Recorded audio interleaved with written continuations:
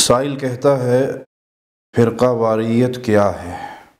پہلے یہ سمجھ لیں کہ فرقہ کیا ہوتا ہے۔ جو اپنی اصل سے ہٹ جائے وہ فرقہ ہے، جو اپنی اصل کے ساتھ باقی رہے وہ اصل ہے۔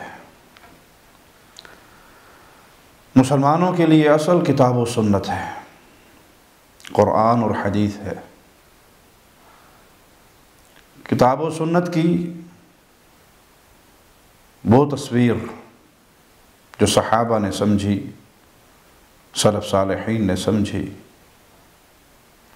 یعنی اگر کوئی شخص کتاب و سنت پہ عمل کرتا ہے صحابہ کے فہم کی روشنی میں تو یہ اپنے اصل کے ساتھ جڑا ہوا ہے۔ اور جس نے اپنے لیے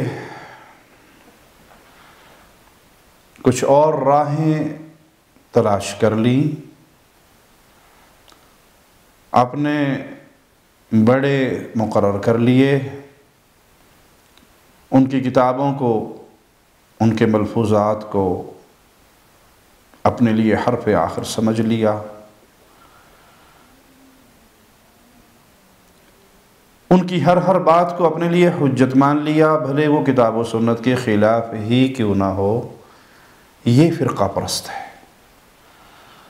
کسی کے سامنے آپ قرآن حکیم کی آیات رکھیں، رسول اللہ صلی اللہ علیہ وسلم کی احادیث رکھیں، صحابہ کے فہم میں، اس فہم کی روشنی میں اس کی وضاحت کریں، اور وہ یہ کہے کہ میں چونکہ فلاں جماعت کا ہوں، فلاں گروہ کا ہوں، اور ہمارے فلاں امام صاحب ہیں، ہمارے فلاں مفتی صاحب ہیں، وہ کہتے ہیں کہ نہیں بات یوں نہیں یوں مانی جائے گی، یہ فرقہ پرست انسان ہے۔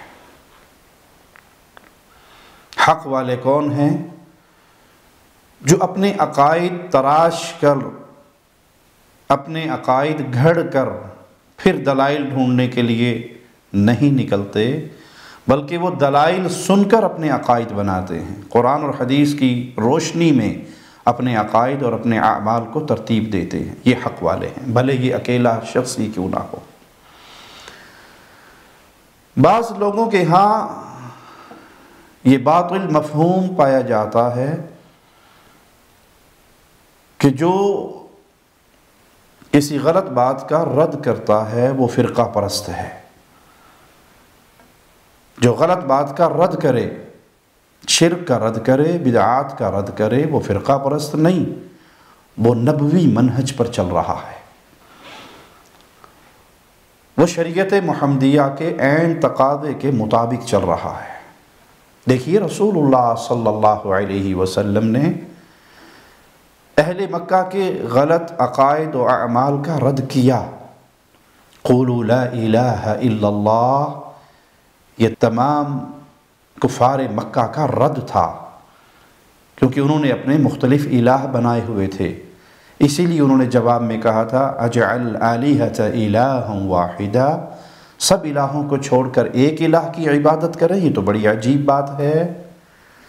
ان کو اس بات سے تکلیف ہوئی تھی۔ تو توحید کی دعوت دینا فرقہ پرستی نہیں ہے،